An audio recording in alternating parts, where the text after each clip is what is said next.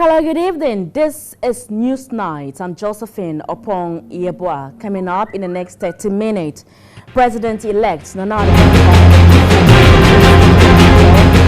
Eastern region, assuring the people that he will not fail on his promises.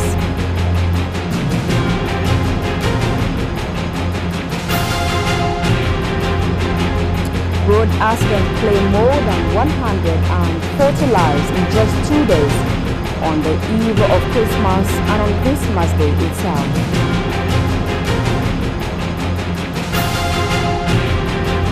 Government donates an amount of 200,000 Ghana cedis and pharmaceutical products to victims of last Thursday's explosion at La in Accra. In business news, Ghana's producer price inflation for November 2016 reached 11.9% from the 9.7% recorded in October. Russian President Vladimir Putin says an agreement has been reached on a countryside ceasefire for Syria, with Russia and Turkey to act as guarantors.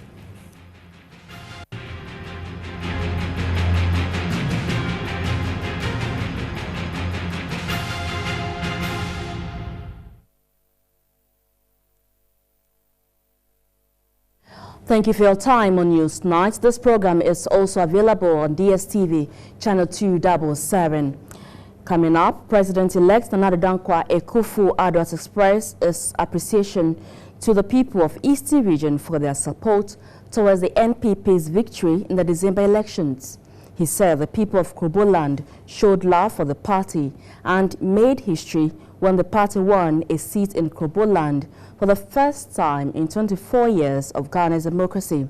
Speaking at a debate of chiefs and people of Odumase in the Menya-Krobo district as part of his thank you tour of the Eastern region, Nana Akufo-Addo reiterated his commitment to fulfilling the promises he made before the December 7 general elections.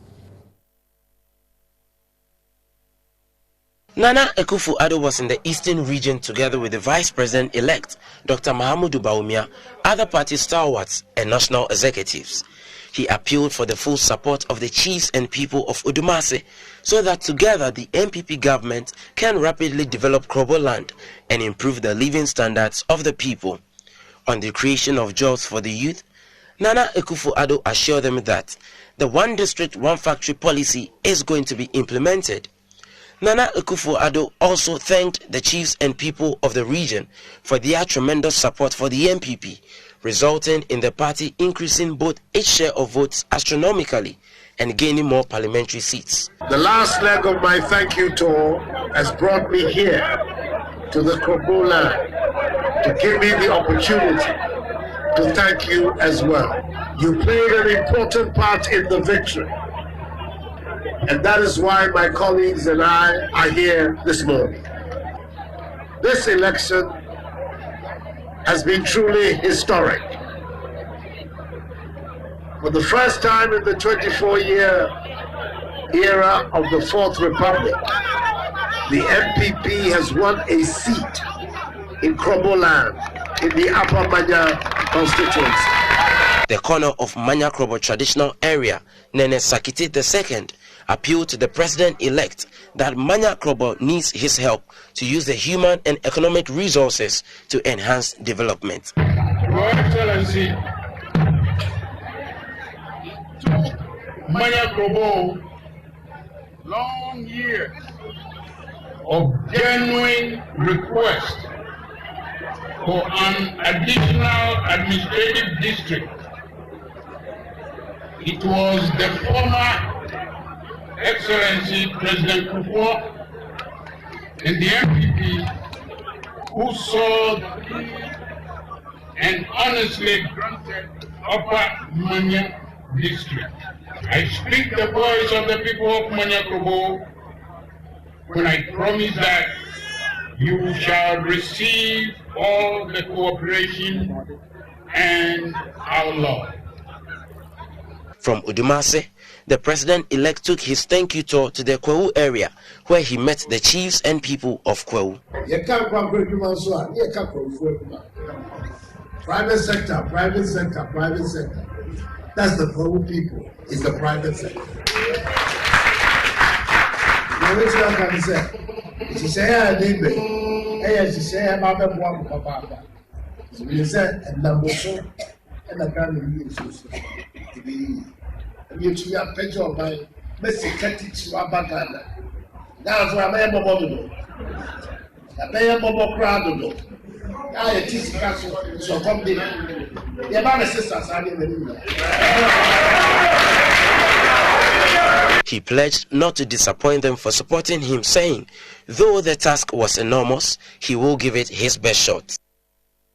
Still on politics, the MP-elect for South Dine constituency in the Volta region, Roxy Nelson, has assured the people of his constituency that he would not abandon developmental projects that are being executed by the National Democratic Congress government.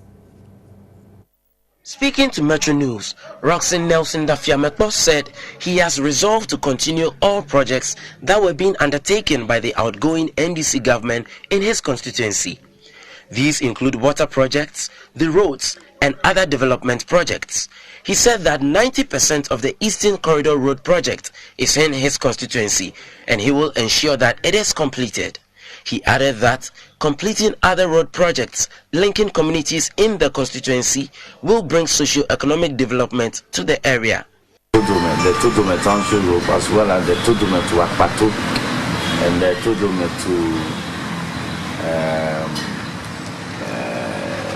Saji Copper Road also done. And so the broader vision is to have the road networks improved, one.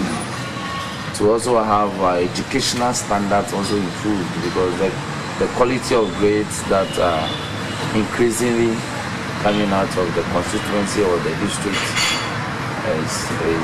is deteriorating by the year. So I intend to put in measures to arrest the deteriorating academic performance and to improve upon it.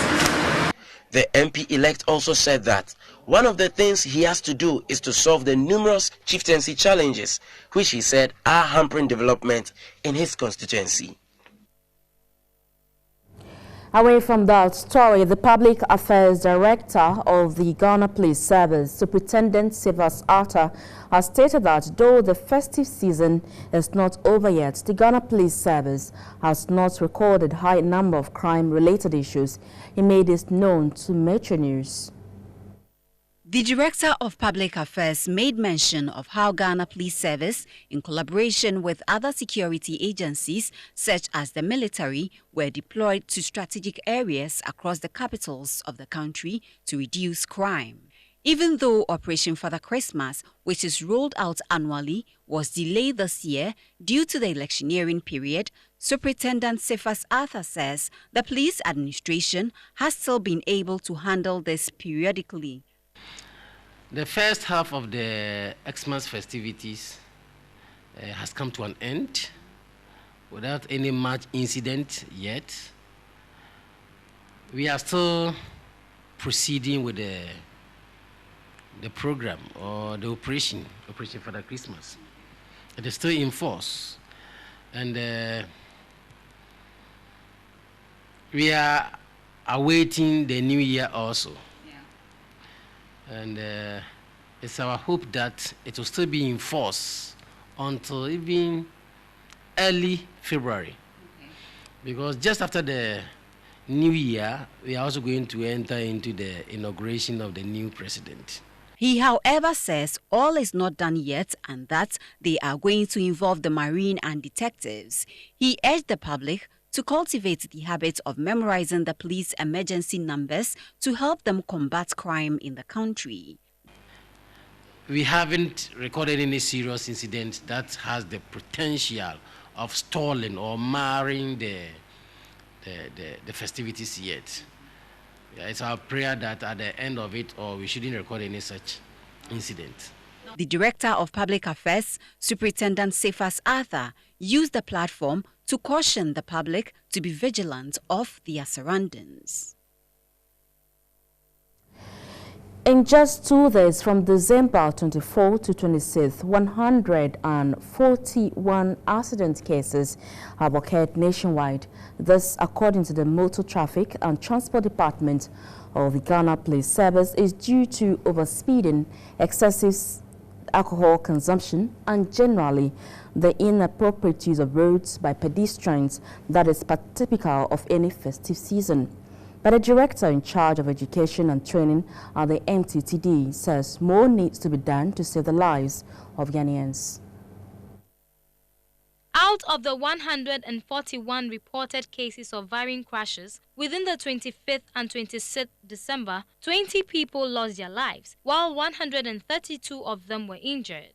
The Greater Accra region alone recorded 57 accident cases within the period. Although this figure is a marginal decline from that recorded in 2015, the police say they are still on guard. Police deployment also is so visible and saturated that particularly where we are needed most in police urban jurisdictions, regional capitals and major towns, particularly the city centers and town centers, where traffic normally compounds. You realize that a lot of police officers are deployed and directing, controlling, and guiding road users. The frenzy that drives the Christmas festivities often causes drivers and road users to misbehave, but the director in charge of education, research and training at the Motor Traffic and Transport Department is advising Ghanaians to celebrate with caution while using the roads in an appropriate fashion. And continue to admonish road users to be more careful, particularly vehicle owners, that they should not rest on our oars and continue to maintain their vehicles, and either their drivers themselves or they should admonish those who are driving their vehicles, apart from maintenance, to drive with caution and moderate the use of this speeds. The Okada business is gradually gaining prominence, and just this period alone, 38 crashes have been reported. The police is fully armed to deal with miscreants who illegally use these motorbikes, increasing the death toll.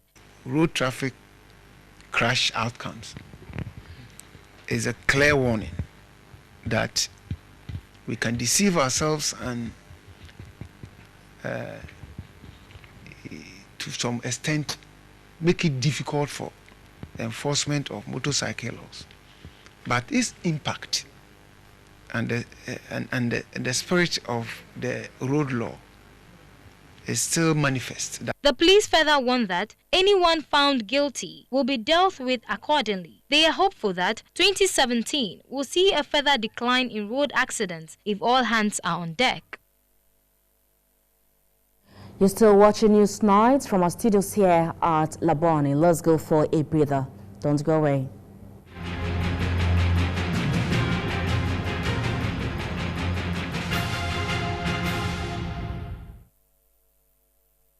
Hello again, welcome back to Newsnight with me, Josephine Oppong-Yeboah.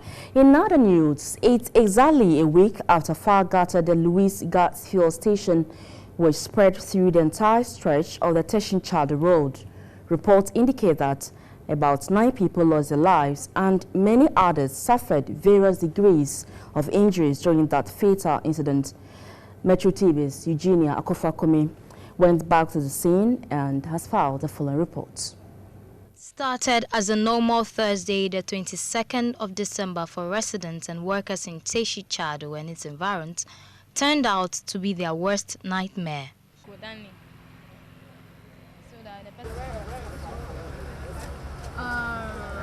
Ni full ma boy sam ke famdi ni mo se politan ke ni na ke no ko gbe woni gbe la ke tai ona la ke tai wo si yan ko boys me yen fu mi ndu fu ke nyi ame se si yan ko agbene ni e chola e fi anu ba chun ni enyo se e fi anu ba chun ni enyo se.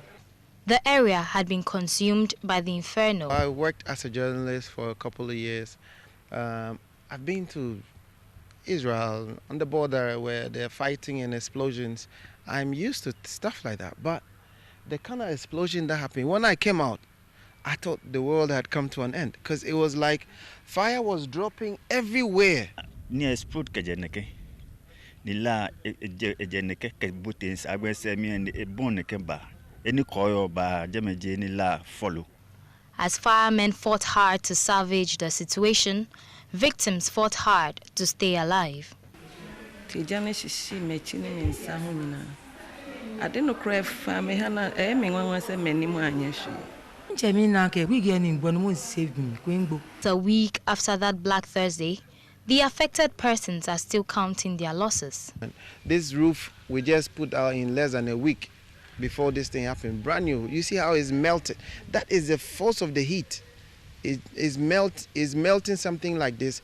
So you can imagine why people here were so severely burnt.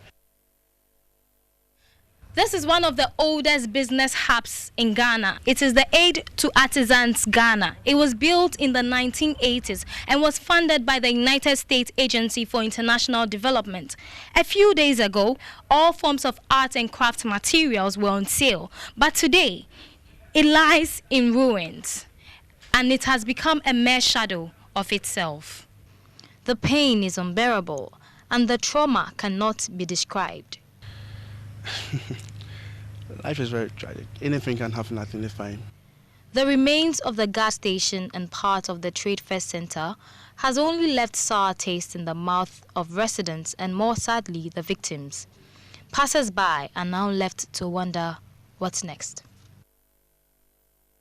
Eugenia Akofa-Kume filed that report. Meanwhile, government has donated an amount of 200,000 Ghana cedis and pharmaceutical products to victims of last Thursday's explosion at La in Accra. The Minister for Health, Alex Segbefia, who made the donation, commended health workers, personnel of the National Fire Service and the Security Service for their prompt response to the incident. The 37 Military Hospital, Kolebu Teaching Hospital, the La General Hospital and the police hospitals were saddled with patients who had sustained various degrees of injury during last Thursday's fire outbreak in the La Township. In fulfillment of its promise, government has come to their aid. An amount of 200,000 Ghana cedis was donated to the hospitals to help cater for the cost of treatment. Because 37 military hospitals had the maximum number of victims that were assigned from the incident, they take the greatest portion of the money that is available currently. And so a check for 125,000 Ghana cedis is going to be given to the 37 military hospital. A further check of 50,000 is given to the La General Hospital because they also had quite a few of the victims.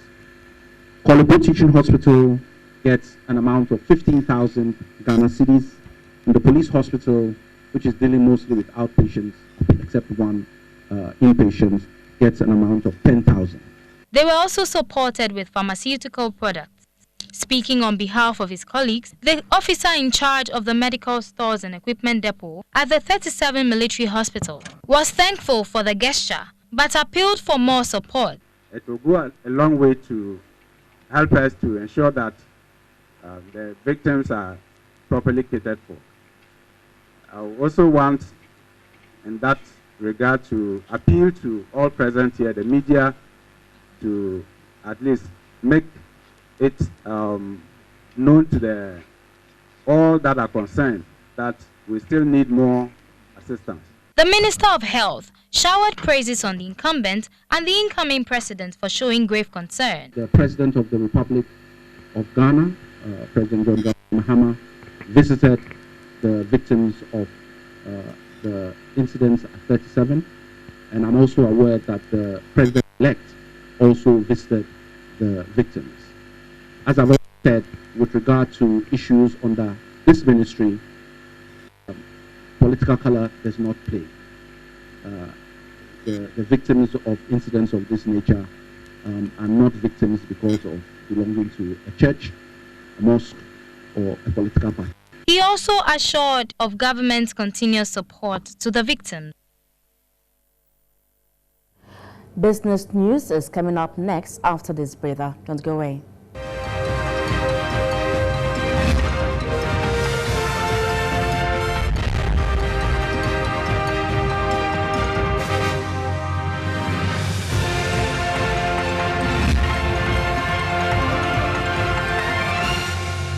Time now for business news. The Ghana's Producer Price Inflation PPI for November 2016 has reached 11.9% from the 9.7% recorded in October.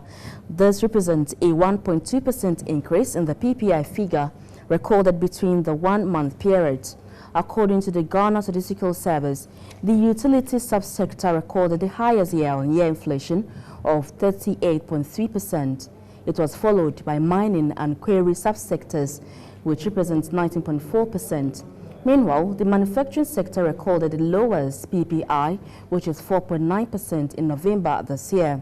Acting government statistician Bawadier, who announced the figures, further stated that 10 out of the 16 major food crops in the manufacturing subsector recorded inflation rate higher than the sector average of 4.9%. Also, manufacturing of wood and cork recorded the highest inflation rate of 48.1%, while manufacturing of basic metals recorded the lowest producer price inflation rate of negative 0.8%. However, the producer inflation rate in the petroleum subsector has increased from negative 33.6% in November 2015 to negative 0.2% in November 2016. The producer price index measures the average change over time in the prices received by domestic producers for the production of their goods and services.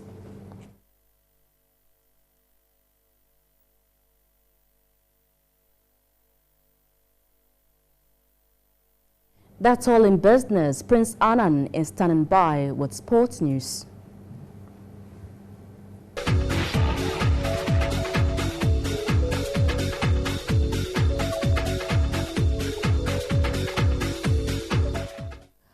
In news across our borders, Russian President Vladimir Putin says an agreement has been reached on a countryside ceasefire for Syria, with Russia and Turkey to act as guarantors. He said the truce would begin at midnight on Thursday and will be followed by peace talks between Syrian President Bashar al-Assad's government and the Syrian opposition in the Kazakh capital Astana.